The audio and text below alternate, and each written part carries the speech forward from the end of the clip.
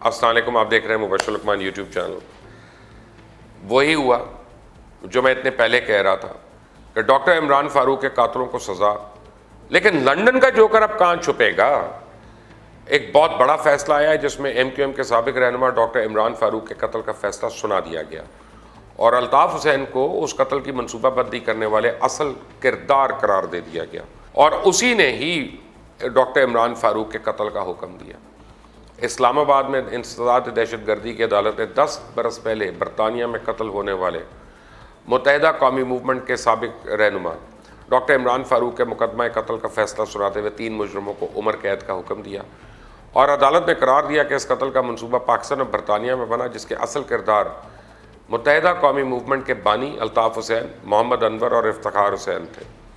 انسداد دہشت گردی عدالت کے جج شاہ رخ ارجمن نے جمعرات کو 21 مئی کو فیصلہ محفوظ کیا گیا فیصلہ پڑھ کر سنایا۔ تفصیلی فیصلے میں کہا گیا کہ عمران فاروق کو قتل کرنے کا حکم الطاف حسین نے دیا، اور ایم کیو ایم لندن کے 2 سینئر رہنماؤں نے یہ حکم پاکستان پہنچایا۔ 9-0 سے معظم علی نے قتل کے لیے محسن علی اور کاشف کامران کا انتخاب کیا، اور جج شاہ رخ ارجمن کے مطابق تینوں مشتبہ افراد کے مقدموں کے ٹرائل کے دوران یہ ثابت ہوا کہ الطاف حسین نے ڈاکٹر عمران فاروق کے قتل کا حکم دیا تھا۔ عدالت نے برطانوی اور پاکستانی عوام کے مفرور الطاف حسین، افتخار حسین، محمد انور اور کاشف کامران کی گرفتاری کا بھی حکم دیا۔ اب دوسری طرف برطانیہ میٹروپولیٹن پولیس نے ڈاکٹر عمران فاروق کے قاتل کی CCTV ٹائم لائن جاری کر دی ہے۔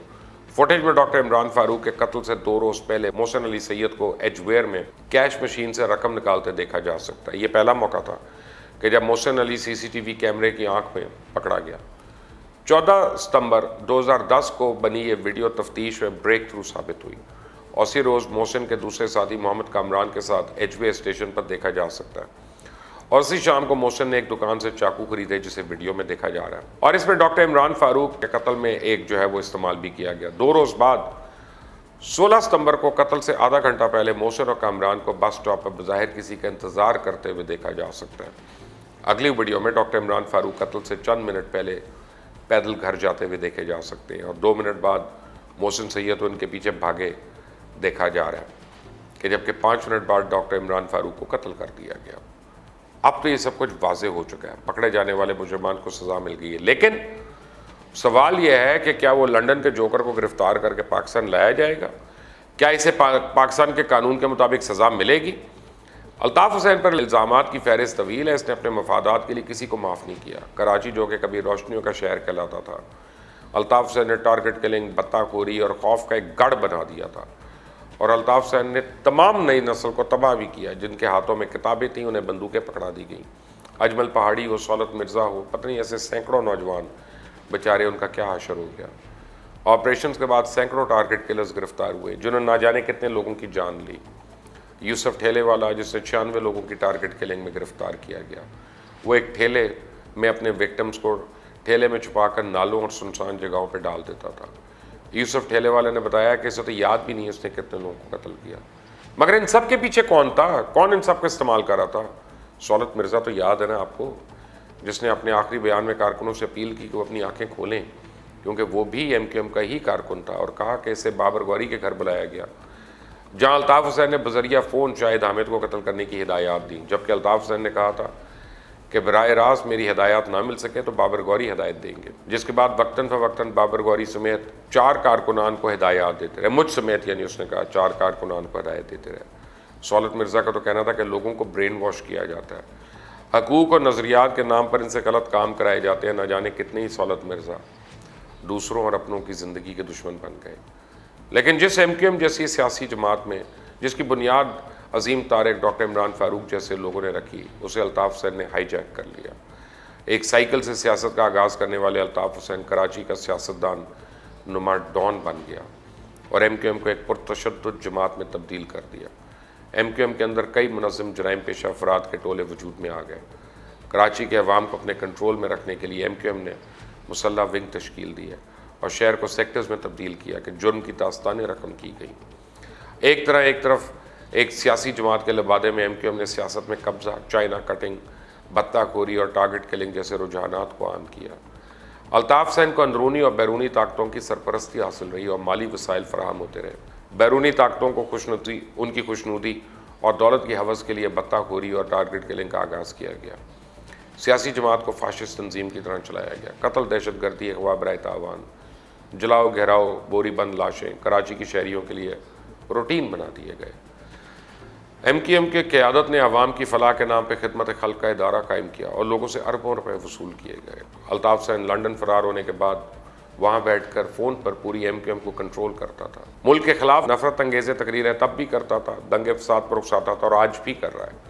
الطاف حسین کی ایک وقت تھا کہ ایک کال پر پورے کا پورا کراچی بند ہو جاتا تھا. 90 کے قریب کوئی بھٹک نہیں سکتا تھا. پورے کراچی میں MQM ایک دہشت کی علامت بنی ہوئی تھی. حد تو یہ الطاف حسین نے پاکستانی میڈیا کو بھی یرغمال بنا دیا تھا. اور آپ کو یاد ہوگا الطاف حسین کی تقریر گھنٹوں ٹی وی پہ چلائی جاتی تھی اور اخباروں کی شہ سرخیاں بنتی تھی. رپورٹرز اور ٹی وی مالکان کو دھمکیاں ملتی تھی. سب سہمے سہمے رہتے تھے. الطاف حسین کی تقریریں کم اور ایکٹنگ اور گانوں کی پیروڈی زیادہ ہوتی تھیں، پوری قوم کو سنوائی جاتی تھی. اور یہ سلسلہ ایک طویل عرصے تک جاری رہا. یہ تو میں لاہور ہائی کورٹ نے ان کی 2015 کی تقاریر اور تصاویر کی نشر و اشاعت پر اس وقت پابندی عائد کر دی تھی جب الطاف حسین نے پاکستانی فوج اور قومی سلامتی کے خلاف بات کی. الطاف نے مارچ 2017 میں انڈین وزیر اعظم نریندر مودی سے بھی اپیل کی کہ وہ پاکستان میں موجود مہاجروں کی مدد کرے اور کہا کہ پاکستان میں مقیم مہاجر دراصل انڈین ہیں، اس لیے وزیر اعظم مودی کو ان کے حقوق کے لیے آواز اٹھانی چاہیے. الطاف حسین نریندر مودی سے اپنے اور اپنے ساتھیوں کے لیے سیاسی پناہ کی اپیلیں بھی کرتا رہا. اور یہ الطاف ہی ہے جس نے انڈیا کی طرف سے کشمیر کے آرٹیکل 370 کو ختم کرنے پہ انڈیا کا خیر مقدم کیا. آپ کہیں گے نا یہ عوام تو سب کچھ جانتے ہیں، پھر میں یہ کیوں دہرا رہا ہوں؟ تو میں اس لیے دہرا رہا ہوں کیونکہ ابھی تک کراچی میں پتہ نہیں کتنے لوگ ہیں جن کو انصاف نہیں ملا. اور پھر آپ اس شخص کے بارے میں کیا کہیں گے جو ایک دشمن ملک سے امداد طلب کرتا ہو، جس پر دشمن ملک کی ایجنسیوں کے ساتھ مراسم کے الزامات نہیں ہوں بلکہ ثبوت ہوں. سربراہ الطاف حسین متعدد بار انڈیا سے مدد اور پاکستان میں داخلت کی اپیلیں کرتا رہا، حالانکہ انڈین ایجنسی پہلے ہی گٹھ جوڑ میں تھی اور کبھی ہندوستان کے ترانے گاتا تھا. اور یہی نہیں، 2015 میں الطاف حسین نے انڈیا کے ساتھ اقوام متحدہ اور نیٹو سے مدد اور مداخلت کی اپیل کی، جس پر حکومت نے شدید رد عمل کا اظہار کیا اور اس وقت کے وفاقی وزیر چودھری نثار نے اسے اعلان جنگ بھی قرار دیا تھا. ڈاکٹر عمران فاروق کو قتل کرنے والوں کو تو سزا دی گئی، لیکن سوال اب بھی وہی ہے کہ کیا الطاف حسین کو گرفتار کر کے سزا دی جائے گی یا پھر وہ لنڈن سے نکل کے کہیں اور چھپنے کی کوشش کرے گا؟ کیونکہ اب پہلے بھی نریندر مودی سے تو وہ سیاسی اپیلیں کرتا رہا ہے. لنڈن کے جوکر کا اختتام کیا ہوگا، اس کا جواب آپ نے دینا ہے مجھے، اور آپ نے دینا ہے کامنٹس کے ذریعے. اور آپ نے مجھے بتانا ہے کہ مجھے ایک بات یاد آ رہی ہے. ہم کچھ دوست بہت سال پہلے بیٹھے ہوئے تھے، ہم کہا کہ یار اتنا بیمار ہے یہ، کب پتہ نہیں اس کا وقت آ جائے. تو مجھے ایک دوست نے کہا انہوں نے کہا آپ دعا کریں کہ اللہ تعالیٰ اس کو بچا کے رکھے. میں نے کہا وہ کیوں؟ انہوں نے کہا اس لیے کہ یہ وقت سے پہلے چلا گیا تو یہ ہیرو بن کے جائے گا، لیکن یہ زندہ رہے گا تو اپنی حرکتوں کی وجہ سے لوگوں کے آگے یہ ایکسپوز ہوتا رہے گا. آج مجھے احساس ہو رہا ہے کہ وہ دوست میرا صحیح کہتا تھا. لنڈن کا جوکر ایکسپوز تو تھا ہی، اب بری طرح ایکسپوز ہو چکا ہے، اور اب لگتا یہ ہے کہ انصاف کا پھندا آہستہ آہستہ اس کی گردن کی طرف قریب آتا جا رہا ہے.